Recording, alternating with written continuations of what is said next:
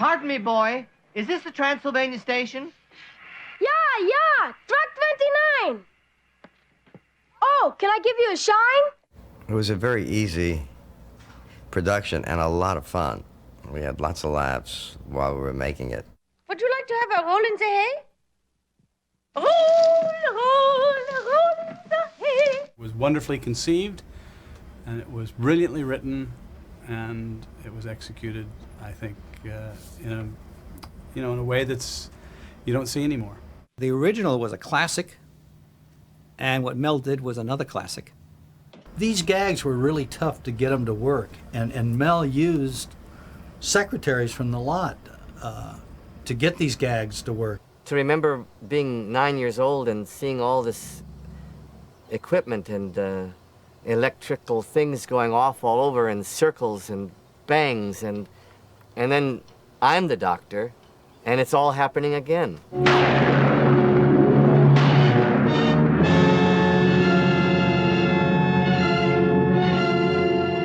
Took a yellow legal pad and a blue felt pen, and I wrote down on top, Young Frankenstein. I didn't know what it meant then. And I went upstairs just to muse for a little while. And for maybe half an hour, I put down what I thought might happen to me if I were the great-grandson of Beaufort von Frankenstein. That's Frankenstein.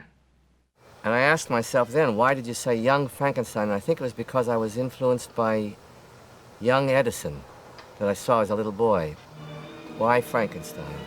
Because when I was a little boy, I was scared to death of Frankenstein movies. The original one, and Bride of Frankenstein. I was influenced by Ghost of Frankenstein and Son of Frankenstein, and a little bit of Return of Frankenstein. But mostly, the biggest one was The Bride of Frankenstein. I knew it was fertile ground to do a satire, but I also wanted to have it end my way and not the way it did in the movie. And originally when I wrote it, I had Dr. Frankenstein being thrown off the precipice and the monster and my fiancée getting together. About 3 months later, my new agent, Mike Medavoy, he said, how about a film with you and Marty Feldman and Peter Boyle? I said, that's great. What made you think of that? He said, because I now represent you and Marty and Peter. I said, well, with a wonderful artistic basis like that, it can't go wrong. And I said, actually, I do have something that might be right. He said, send it to me. I said, give me a little time. I want to work on it. And I took 2 days, and I wrote out 4 pages. The Transylvania station scene where I meet Marty is just about verbatim the way it is in the film now. Dr. Frankenstein. 2 days later, he calls up, said, terrific, terrific. Maybe we can get Mel Brooks to direct this. I said, I don't think Mel will direct anything that he didn't conceive of. But if you can, it would be wonderful. The next day, Mel calls and says, what are you getting me into? I said, nothing that you don't want to get into. I don't know. I was having lunch with an agent, Mike Medavoy, at the time, and he told me that he received a treatment from a client of his, Gene Wilder, on a spoof on Frankenstein. And he said, would you like to see it? I went up to his office, I read it, it was only like 12 pages, and loved it. We called Gene. We agreed on the type of movie that he was going to write and said he would like to have Mel Brooks co-write it. He was preparing Blazing Saddles. It hadn't come out yet. So when they offered him Young Frankenstein, and I would be doing the writing and he would supervise, it was very tempting, and he said yes. And Columbia had this thing that the budget was $2,250,000, and they said $1,750,000 and not a penny more. And Mel said to them on one historic day, you guys are crackerjacks. You're right down to the penny. So I guess we have to compromise and you have to compromise, so let's meet at $2 million. Well, the budget came in and it was 2.3, and Mel said, I can't make it for any less than 2.3. And I said, fine, then let's look elsewhere. Columbia doesn't want to do it. And I gave it to a friend of mine who had been starting at 20th Century Fox, Alan Ladd Jr., and he said, great, we'll make this movie. And so I shifted the project from Columbia to Fox.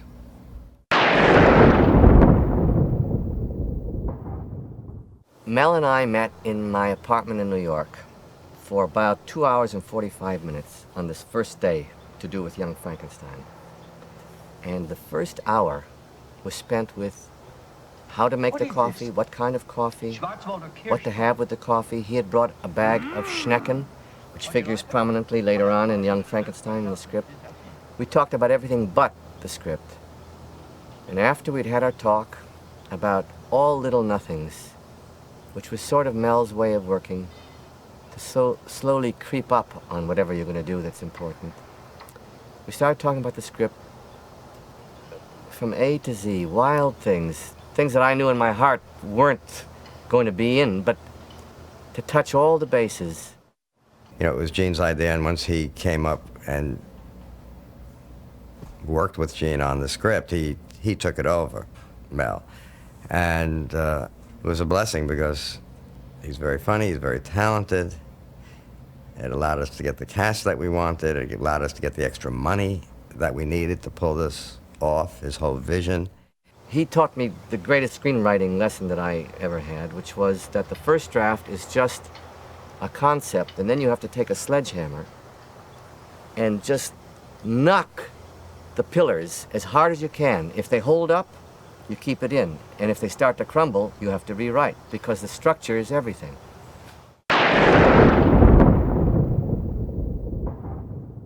The blind man pours soup into the monster's soup bowl in The Bride of Frankenstein. I thought, wouldn't it be wonderful if he misses and hits the crotch? Sometimes in our preoccupation with worldly matters, there was almost an equivalent for each thing that happens. Food, good. Friend, good. It wasn't that we were doing a burlesque. It wasn't the Three Stooges. Except the soup came close to that, but it was still in control. And then the cigars and the thumb being lit. don't inhale until the tip glows.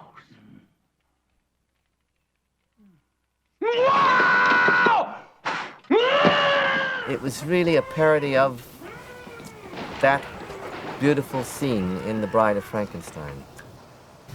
I thought it would be a wonderful theatrical experience for the audience to see the monster and me dancing as a test of how far I had, as Dr. Frankenstein, brought the monster along towards sophistication.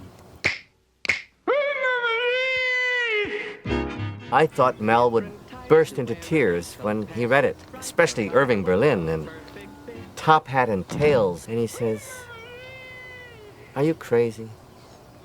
What kind of a conceit is this? The audacity?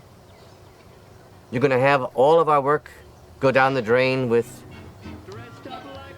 singing and dancing and putting on a show like we're doing some musical?" I was close to rage and tears. I argued the ins and outs of why it was not a conceit, but it was valid. I had turned from red to purple. And right in mid-sentence, Mel says, "Okay, it's in." And I didn't know if he was joking or not. And I said, "What do you mean?" He says, "It's in." Why did you put me through this? And he said, "I wasn't sure if it was right, brilliant and right, or terribly wrong. I didn't know. And I wanted to see how hard you'd fight for it. And I knew if you fought hard enough, it was right. And you did. So it's in. And it was never mentioned again."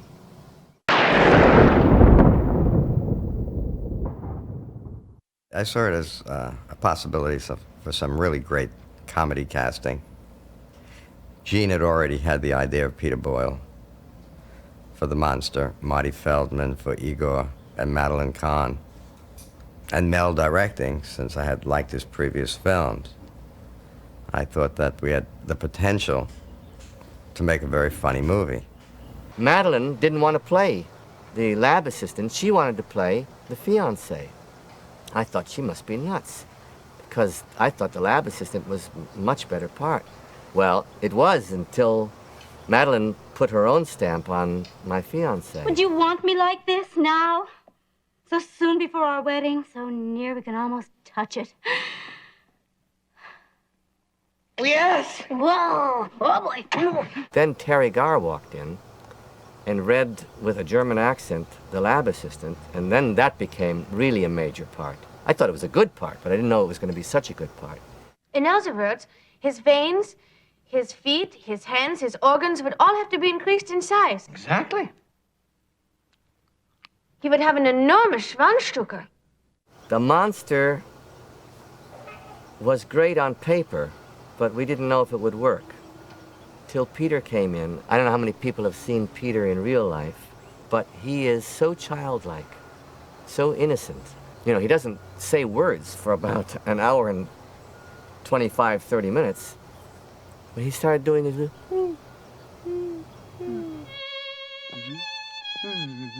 Catching butterflies, that was his idea, to catch butterflies. It brought the part to life. I think that this cast was blessed, in a way, I don't say blessed by God, but blessed by something, because everyone found themselves. Frau Blucher was a good part, a crazy lady, but when Cloris Leachman brought the reality to it, she was tutti frutti. I am Frau Blucher. I wanted the audience to know that even though they don't know why yet, the horses know that this is a terrifying woman, and God knows what she does to them when no one's watching. Marty was just the sweetest man. He was just a lovely, Tus cooperative, trailers. Visita mi canal. funny, talented comedy genius. What he brought was his interpretation of those old Frankenstein, Dracula, monster movies, and his interpretation of Igor. No, it's pronounced Igor. But they told me it was Igor. Well, they were wrong then, weren't they? For me, he is probably the heart and soul of the film. Abby someone. Abby someone. Abby who? Abby normal.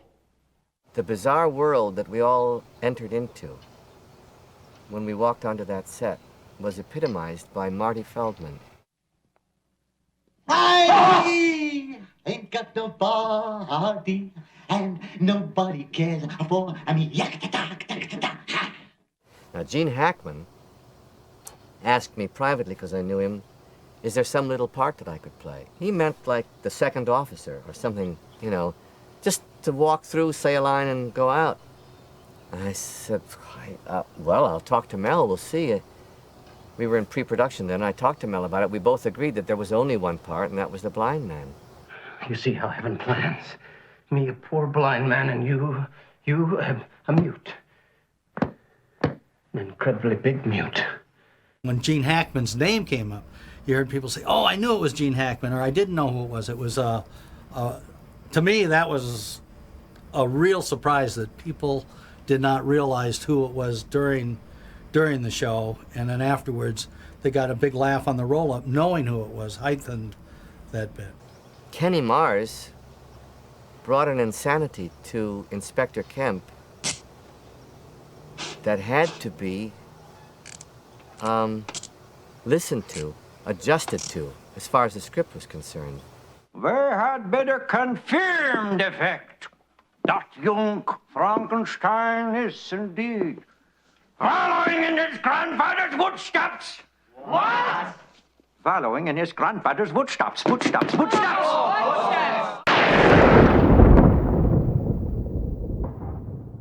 My thought was that it should begin in black and white to replicate the original original Frankenstein, but that we could segue into color when it became the modern day or the young Frankenstein.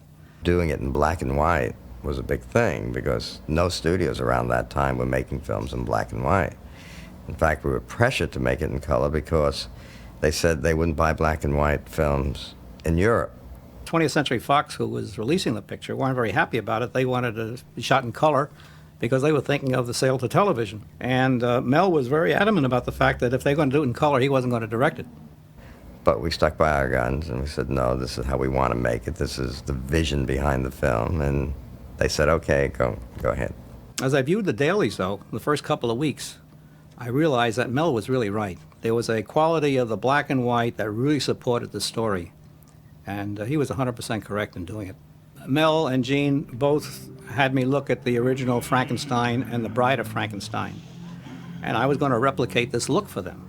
And that's what I started to do until after about the first week and a half, Mel took me, after the dailies, he said, stay a minute, I want to talk to you.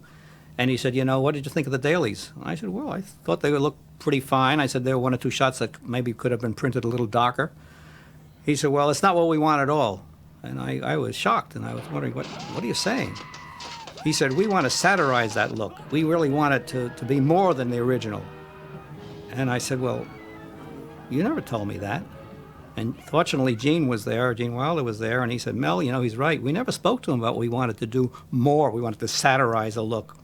He said, he's replicating the look, but we want it to be more so. So I told him, I said, well, we were doing night photography then. I said, I'll try several things tonight and see if you like it better.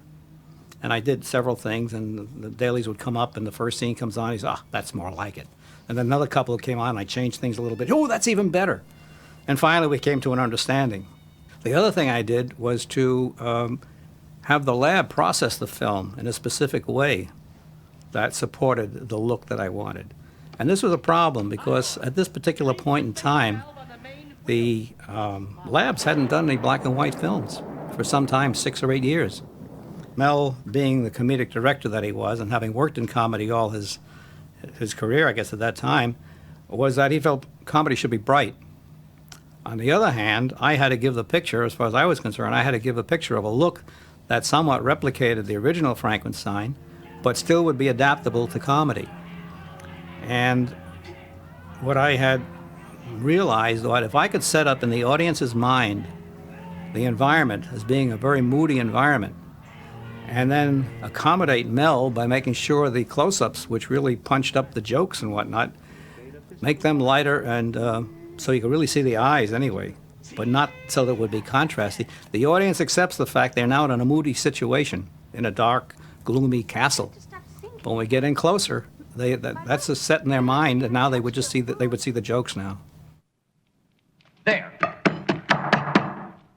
Now I've touched it. Happy? I guess must have been about 3 weeks later, Mel said to me, he said, you know, I'm glad I didn't fire you 3 weeks ago. And I felt like saying, you should be lucky I didn't leave the picture.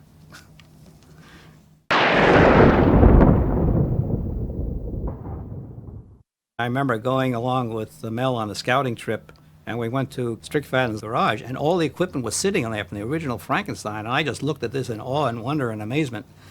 And he came on the set whenever we were doing the lab. He was there all the time, and not only did he bring his old equipment and keep it running properly, but he was designing new things at the same time. You know, I had a lot of sense memories from having seen it in the original films when I was a kid. And I wondered what would happen when I was actually playing with it as the doctor. And to see it in the lab